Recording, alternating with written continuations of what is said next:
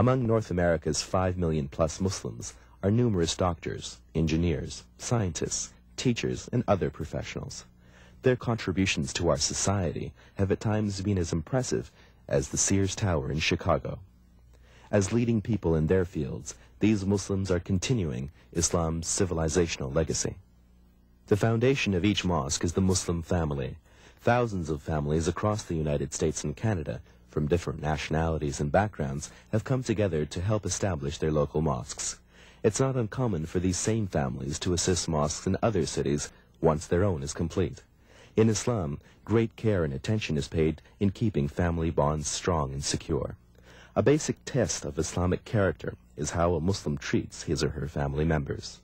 Traditionally, the Muslim family has always been the heart of Islamic society. And this is why, for example, in Sharia, in Islamic law, family law is considered the heart of the Sharia. Prophet Muhammad, peace be upon him, advised all of his companions that when you're seeking a spouse, the first quality should be piety. You may look for wealth, you may look for beauty. It's not that you can't or you shouldn't, or that it's a natural thing, obviously, but that first quality should be piety. Piety is the foundation of the family. If piety is there, obviously that will you build everything on that. The word for human being in Arabic, the root meaning of it is the one that needs intimacy. That human beings by their nature are creatures of society. We are social creatures. The family is the root of human society in the sense that this is where we get our socialization. This is where we get our humanity. When the Quran speaks of the beginning of Adam and Eve, it gives us a picture of a man and a woman who both sinned and both asked for forgiveness, and Allah forgave them. It gives us the image of a complementary pair, not that one is supreme over the other or that there is a conflict going on between the genders. An enduring stereotype of Islam is its treatment of women. Most of us see Muslim women as victims of oppression. These images are often offensive to Muslims, who point to the sweeping rights given to women over 1,400 years ago during the Prophet Muhammad's time. Women were recognized as full persons under the law. A woman was entitled to the same reward or punishment from God as a man. Women were allowed to own their own property and operate their own businesses. They were given equal pay for doing the same work as a man. They were given the exclusive right to use their money as they pleased. They had the right to vote and keep their own name after marriage. They were given the right to initiate a divorce, and they were given rights of inheritance. Besa Krasnigi is from New Zealand. Her study of Islam has taken her to Jordan, where she and her husband have been translating classical Islamic works into English. I used to consider Islam like that. From the outside I would say, wow, this is all real oppression for women and what a religion, and that was my attitude. But being inside and knowing it from the inside is quite different than being on the outside. Women started realizing, hey, we're getting the short end of the stick here. What's going on? Why can't I own this? Why can't I do that? Why can't I work? Why can't I own a business? Why does he have everything? So, the awareness came into the Western woman, and she, of course, slowly started making a few complaints here and there. And then, of course, everything always does that. It just kind of comes to a boiling point. And then 30 years ago, you have this big outburst of women saying, hey, we're not taking this anymore. We want our rights. The whole idea was the woman had to go to war in this country against men to get what they wanted. Whereas in the Islamic world and with Muslim women, the rights were always there, so there was never a war. One of the things that gets lost, say, in how the West loves to describe Muslim women as oppressed and downtrodden, is that I don't think that there's genuinely any concern for whether women are oppressed. You have Islam, and then you have what some Muslims do. And usually that comes out of ignorance or out of traditional customs and values that predate the fact that at a certain point they became Muslims. It has nothing to do with Islam. However, when you have a context where you have ignorance and stereotyping already of a religion and a culture, and you see that religion through the prism of headline events that are explosive, then all things are believable. I had a woman say that to me, go back to where you came from. I said, where am I going to go? I came from here. I'm an American. And she just looked at me and she walked away. I'm very happy to wear the hijab, and I enjoy it very much.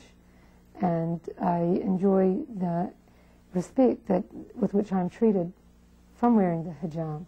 And I would recommend it even to non-Muslim women, and I would recommend that they try it as an experiment. I've had women ask me questions about it, curiously, and I, of course, tried to clear all the misconceptions about it and tell them the advantages of wearing this, that I'm safe anywhere. I can walk anywhere in the city of Chicago. As long as I'm wearing this hijab, no one bothers me. I consider it my coat of armor, actually. If you see a Muslim man or a Muslim woman dressing modestly, they're giving you a message. They're saying, don't deal with my body, deal with my mind. One of the most fascinating things about Islam is its sense of a global community, or brotherhood. More than 45 countries in the world have majority Muslim populations. In countries like India and China, Muslims are in a minority, but still number over 100 million. And the number of Muslims is growing at a faster rate than any other community. Well, Islam distinguishes itself from the great religions of the world. Most of the religions are named after the place or the founder or the people. But Islam is a qualitative term in that it shows that there are people who have certain qualities. It gives you a feeling of the relationship of humanity to the Creator. So Islam actually refers to submission to the Creator, and it is not restricted to any nation, any race, or any people.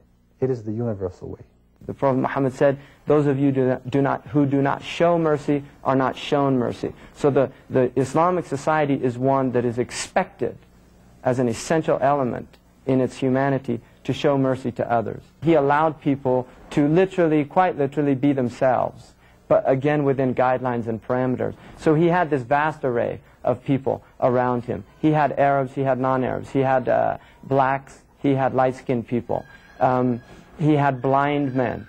The major duties of Islam, the belief in one God, the prayer, the fasting, the giving of charity, going to pilgrimage once in a lifetime, all have a similar stream that they are running along it. And that is that they build within people moral character, they unite us with the rest of humanity, and they give us a type of purity that can help us through the trials of life. Muslims pray in 5 different parts of the day. Each of the 5 daily prayers takes only a few minutes to perform. Praying in congregation is highly recommended and is a must on Friday, the Islamic day of congregation. Prayer is remembrance of Allah. At this particular time of prayer, you serve Allah. And it's a constant reminder of your duty to Allah. There will be people who understand how important priority you emphasize on Islam and your prayer that comes first. After the recognition of the unity of God, prayer is the most essential pillar in the Islamic teaching. It is the pivotal center of the Muslim society. I consider it to be the magnetic force in the community because, you see, when Muslims are praying together, they're united. Plus, after the prayer, they're apt to speak to one another. They become aware of each other's needs after the prayer. If someone's having a problem, they'll discuss that problem. They'll strive to help each other. So it's always been a pulling force.